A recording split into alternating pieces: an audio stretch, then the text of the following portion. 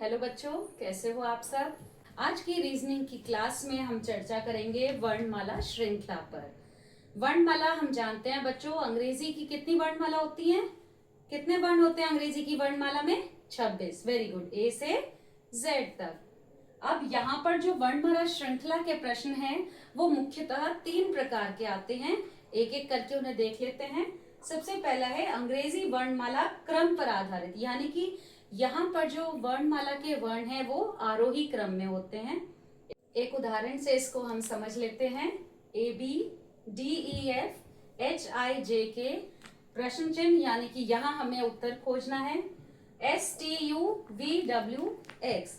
बच्चों यहाँ हम ध्यान दें तो हम पाएंगे कि देखिए यहाँ पर 2 वर्ण हैं, उसके आगे डी ई एफ 3 है, फिर एच आई जे के 4 आ रहा है। तो जो हमें खोजना है उसमें कितने वर्ण होने चाहिए? यस, कितने होने चाहिए? 5। आगे देख लेते हैं। S T U V W x, ये हो गए 6, तो ये हमें 5 वाला ढूंढना है। अब देखते हैं उसको। ए बी सी इधर स्किप हो रहा है, तो सी के बाद डायरेक्ट डी आ रहा है, यानी कि इसने 2 स्टेप को आगे स्किप किया है। ठीक है, सी डी, डी के बाद एक स्टेप ई एफ, एफ के बाद जी को स्किप किया है, एच आ गया, यानी कि 2 स्टेप यहां पर इसने स्किप किए हैं। एच आई जे के बाद हम 2 स्टेप स्किप करेंगे, के एल, और फिर एम से हमारा शुरू हो जाएगा, M N O P Q. ठीक है, क्यू के बाद हम 2 स्टेप स्किप करके देखेंगे, आर एस। तो ये 2 स्टेप स्किप करके हमारा वापस ये पैटर्न बन रहा है, यानी कि ये हमारा आंसर बिल्कुल सही है। ठीक है, अब दूसरा हम प्रकार देख लेते हैं। यहाँ पर अंग्रेजी वर्णमाला के विपरीत क्रम पर आधारित श्रृंखला होती है और उसी में हमें अपना उत्तर खोजना होता है। इसका एक उदाहरण देख लेते हैं। ओ एम के आई जी और प्रश्न चिन्ह, यानी कि ये जो है हमें ये वाला क्रम इधर पता करना है कि यहाँ कौन सा वर्ण आएगा। जैसे कि आप देख पा रहे हो बच्चों, ये विपरीत क्रम है। तो जी के बाद अगर इधर हम देखें एम एन ओ, यानी कि -2 का क्रम चल रहा है यहाँ पर, है ना। तो के एल एम, यानी कि -2 करेंगे तो ये वाला आ रहा है। आई जे के जी एच छोड़कर आई, तो -2 चल रहा है, तो यहां भी हमें -2 का देखना है कि जी से पहले एक हम छोड़ें तो क्या आएगा, वो होगा हमारा। देखते हैं, देखो यहाँ मैंने आपके लिए लिखा हुआ है। एग्जाम में आप लोग भी या तो इसको लिख लें या इसका आप एक शॉर्टकट ट्रिक है इजोटी, इसको आप याद कर सकते हैं। ये 5 नंबर पर होता है, ये 10, ये 15 नंबर पर, ये 20 नंबर पर और ये 25। ठीक है, तो इजोटी क्रम से भी आप वर्णमाला को बहुत आसानी से याद रख सकते हो। बाकी आप देख भी सकते हो, एफ छोड़ा तो ई आएगा, तो ई के बाद एफ छोड़कर जी, तो ये हमारा आंसर होगा। तीसरा हम देख लेते हैं प्रकार। यहाँ पर मिश्रित वर्णमाला होती है, यानी कि आरोही और अवरोही दोनों क्रम मिक्स्ड होते हैं। इसका एक उदाहरण देख लेते हैं। G U H T I S, फिर हमारा प्रश्न चिन्ह, यानी कि ये हमें उत्तर खोजना है, के क्यू एल पी। चलिए बच्चों इसको करते हैं। पहला अगर हम इनके वर्ण देखें, जी एच आई, ये हमें ढूंढना है, क्या होगा ये, अभी लगा लेते हैं। के आई के बाद, सॉरी, आई के बाद जे, जे के बाद के बाद एल, तो ये हमारा सीक्वेंस बन रहा है।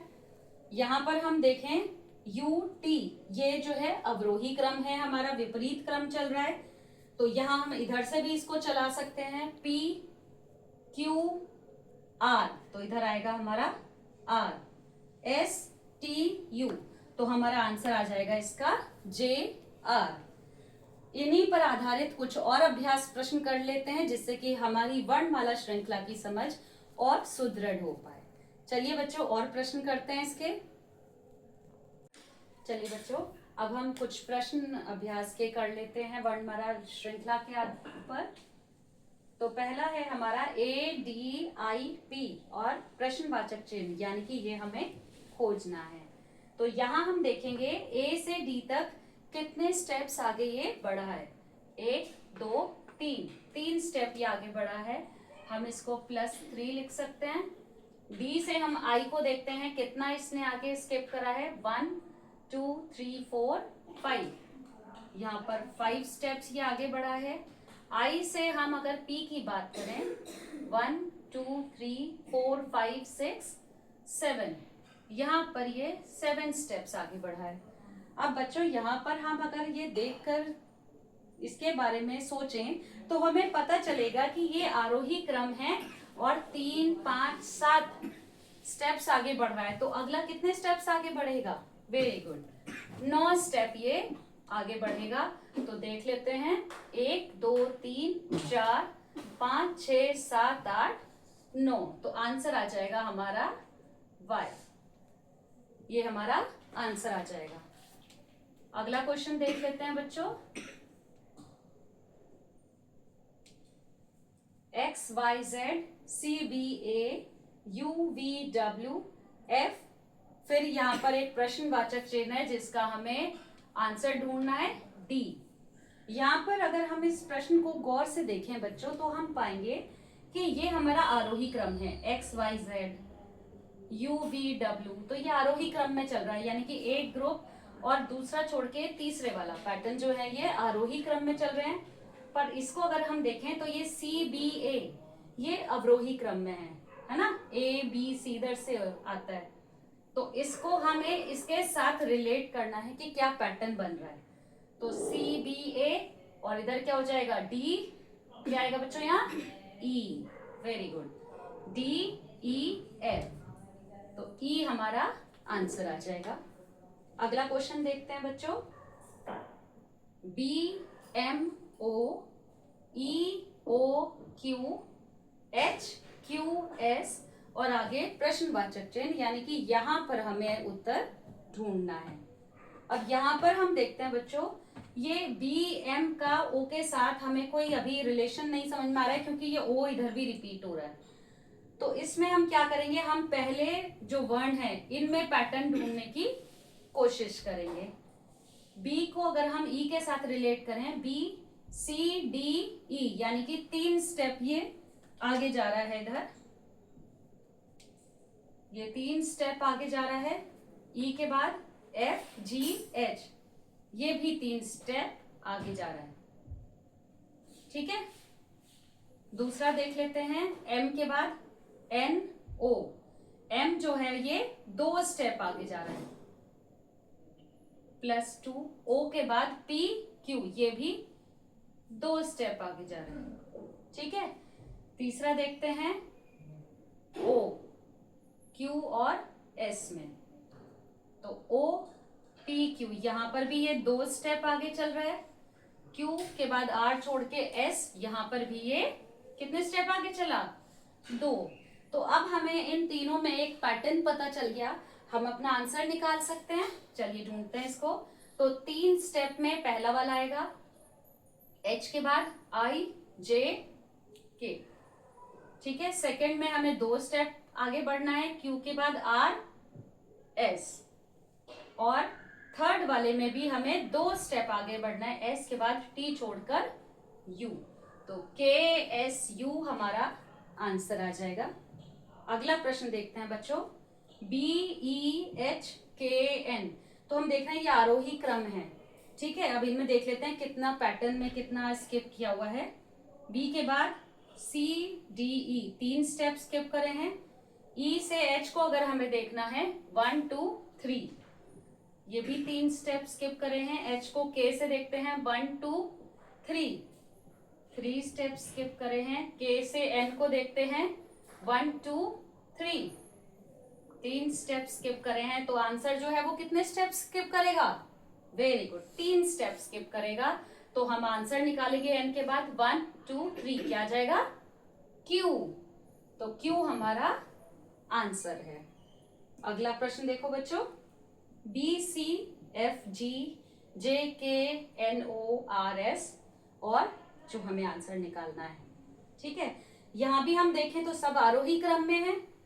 B के बाद C, C से F में कितना स्टेप्स इन्होंने स्किप करे हैं देखते हैं, C के बाद F 1 2 3, C के बाद +3, F के बाद एक स्टेप ही आगे बढ़ा है E F G, G के बाद हम देखते हैं J तक कितने स्टेप हैं 1 2 3। तो हमें एक पैटर्न पता चल गया है कि ये 3 स्टेप स्किप करता है और फिर एक स्टेप आगे बढ़ता है। K के बाद N को देख लेते हैं 1 2 3, तो ये वापस 3 स्टेप आगे बढ़ा है। N के बाद O, O के बाद देखते हैं R तक 1 2 3, वापस 3 स्टेप आगे बढ़ा है ये। R के बाद S, तो S के बाद हम कितने स्टेप आगे बढ़ेंगे 3, 1 2 3, तो ये हो जाएगा हमारा U और आगे का एक स्टेप यानी V, तो U V हमारा आंसर आ जाएगा। कुछ और प्रश्न देख लेते हैं बच्चों। A B E F G J K L O P Q T U V Y और आगे प्रश्नवाचक चिन्ह यानी कि जिसका हमें समाधान खोजना है। यहाँ हम देखें A B एक एक स्टेप आगे बढ़ रहा है और B के बाद E तक C D E 3 स्टेप ये आगे बढ़ रहा है +3। E के बाद फिर से एक स्टेप F G, G के बाद J तक 1 2 3, 3 स्टेप आगे बढ़ रहा है। J के बाद K L, L के बाद 3 स्टेप M N O, ये 3 स्टेप आगे बढ़ रहा है ये। O के बाद P Q, फिर 3 step R S T, T के बाद U V, फिर 3 step W X Y, Y के बाद नेक्स्ट वाला अक्षर हो जाएगा हमारा Z, Z के बाद A और A के बाद वापस 3 हम आगे बढ़ेंगे B C D, तो Z A D हमारा आंसर आ जाएगा। ठीक है, अगला हम क्वेश्चन देखते हैं। X W C D V U E F, फिर हमें ये प्रश्नवाचक चिन्ह यानी आंसर ढूंढना है और GH। बच्चों इस क्वेश्चन में अगर तुम देखोगे तो ये देखो ये हमारे अवरोही क्रम है WX, तो XW लिखा है अवरोही है, ये आरोही है, तो यहाँ पर एक पैटर्न बन रहा है अवरोही आरोही अवरोही आरोही का। तो इस तरह हम देखते हैं अवरोही, ये अवरोही, तो ये वाला जो होगा ये भी हमारा अवरोही होगा जो हमें आंसर ढूंढना है। अब इनमें एक पैटर्न देखते हैं U V W X, यानी कि ये इस क्रम में उल्टे क्रम में हमारे आरोही चल रहे हैं, तो जस्ट U से पहले और उसका पहले वाला, तो ये दो हमें ढूंढने हैं। तो U से पहले आता है हमारा T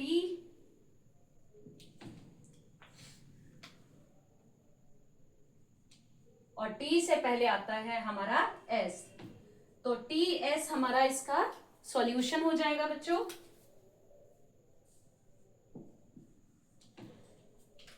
आगे देख लेते हैं B/4, D/8, F/12, H/16, फिर ये प्रश्नवाचक चिन्ह हमें ये ढूंढना है और आगे है L/24।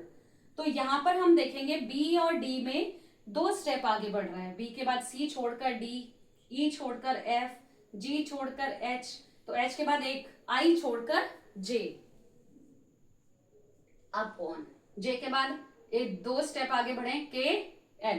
ठीक है, अब नीचे वाले देखते हैं 4 8 12, यानी कि हमें लग रहा है कि 4 का पहाड़ा चल रहा है। लगाकर देखते हैं 4 1 4, 2 8, 4 3 12, 4 4 16 और 4 को अगर 5 से मल्टीप्लाई करेंगे तो 20 और 6 से 24, तो ये हो जाएगा J/20, ये हमारा आंसर आ जाएगा।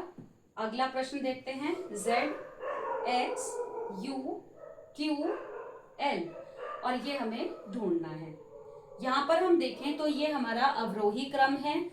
ये बच्चों मैंने आपको बताया था, इसको आप रफ में अपना जो है पेपर में लिख लेना, जिससे कि आपको पैटर्न में बार बार समय वेस्ट ना करना पड़े। तो ये हमारा अवरोही क्रम है। हम देखते हैं Z और X में ये 2 स्टेप वापस जा रहा है, यानी कि -2। अब X और U में देखें 1 2 3, यहाँ पर ये 3 स्टेप वापस जा रहा है। U और Q में देखें हम 1 2 3 4, ये 4 स्टेप वापस जा रहा है। Q और L में देखते हैं 1 2 3 4 5, ये 5 स्टेप्स वापस जा रहा है। तो एल के बाद जो हमारा वर्ण आएगा वो कितने स्टेप वापस जाएगा? वेरी गुड, 6 टाइम्स वो वापस जाएगा। करते हैं इसको, 1 2 3 4 5 6, तो आंसर आ जाएगा हमारा एफ। ठीक है बच्चों, अगला हम देख लेते हैं। ये आखिरी प्रश्न है हमारे अभ्यास का। C D E F G, ये हमें आंसर ढूंढना है। आई जे के, फिर प्रश्नवाचक चिन्ह यानी कि इसका हमें आंसर ढूंढना है। और उसके बाद है एम एन ओ। तो ये हम देखें तो ये हमारी जो वर्णमाला है वो एक निर्धारित क्रम में आगे बढ़ रही है। सी डी ई, और वही वाला तीसरा वाला जो वर्ण है वो आगे रिपीट हो रहा है। C D E F G, तो अब जी हमारा रिपीट होगा, जी एच आई। अगले में आई रिपीट होगा, जी यस बिल्कुल हो रहा है। आई जे के, तो अगले में हमारा के रिपीट होगा, के एल एम। इसके बाद एम रिपीट होगा, एम एन ओ। तो इस तरह से हम सभी क्वेश्चंस को एक पैटर्न को पहचानेंगे और उसी को पहचानकर हम अपने सॉल्यूशंस तक आसानी से पहुंच सकते हैं। तो आशा है आपको ये आज का क्लास समझ में आई होगी, मजा आया होगा। फिर मिलेंगे अगली क्लास में। Bye bye.